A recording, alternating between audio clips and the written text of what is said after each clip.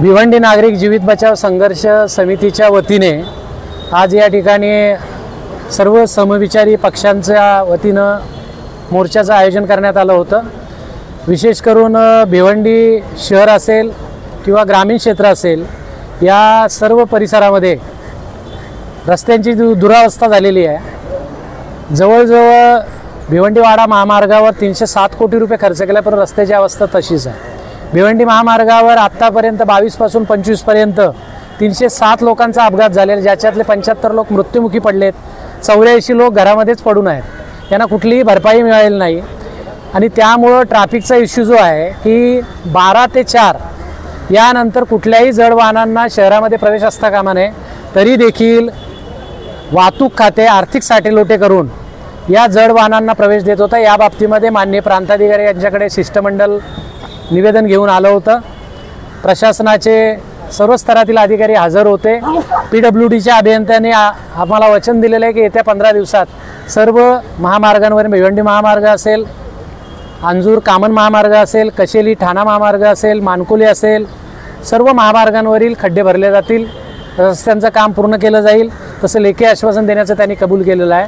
त्याचबरोबर ट्रॅफिकचा जो इश्यू आहे, जे जड वाहनं शहरामध्ये येतात त्याच्यामुळे मोठ्या प्रमाणात ट्रॅफिक होते, तर शासनाची जी अधिसूचना आहे की 12 ते 4 नंतर कुठल्याही जड वाहनांना प्रवेश दिला जाणार नाही, 11च्या नंतर प्रवेश असेल, त्या पद्धतीचे बॅनर, त्या पद्धतीच्या माहितीसाठी, अवेअरनेससाठी होर्डिंग्स वाहतूक शाखा लावेल आणि 12 ते 4 नंतर जड वाहनांना भिवंडी शहरात कुठल्याही पद्धतीनं प्रवेश दिला जाणार नाही, अशा पद्धतीचं 3 दिवसात अंमलबजावणी होईल असं त्यांनी आम्हाला आश्वासित केलेलं आहे।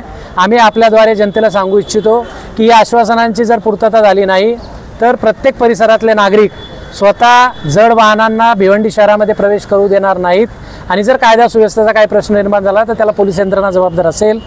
PWDचे खातेचे जे अभियंते आहेत यांनी जो हलगर्जीपणा केलेला आहे, जो आर्थिक भ्रष्टाचार झालेला आहे, याच्यामध्ये निवृत्त न्यायाधीशामार्फत SITची स्थापना झाली पाहिजे, भ्रष्टाचाराची चौकशी झाली पाहिजे। जे मृत्युमुखी पडलेत त्यांना 10 लाख रुपयाची आर्थिक भरपाई व जे यांचा अपघात झाले त्यांना 5 लाख रुपयाची शासनानं आर्थिक भरपाई दिली पाहिजे, अशा पद्धतीची आम्ही मागणी केलेली आहे। या मागणीच्या बाबतीमध्ये महाराष्ट्र शासनाकडे प्रांताधिकाऱ्यांच्या मार्फत निवेदनं जाणार आहेत। आम्ही येत्या 15 दिवसात जर याच्यात काही सुधारणा झाली नाही, दिलेल्या आश्वासनांची पूर्तता झाली नाही तर पुन्हा एकदा आंदोलन उभं करू। वेळ पडल्यास माननीय उच्च न्यायालयामध्ये जनहित याचिका देखील दाखल करू। आमचा लढा हा जनतेच्या न्यायासाठी आहे, जनतेनेही जागरूक व्हावं आणि या लढ्यामध्ये पुढे सामील व्हावं अशा पद्धतीचं त्यांना आवाहन करतो। आणि आपण सगळेजण एका ताकदीनं सगळेच नेते मंडळी या ठिकाणी सामील झाली, आमची वकील मंडळी देखील सगळी चर्चेत सहभागी झाली, त्यांचे सर्वांचे आभार व्यक्त करतो। धन्यवाद।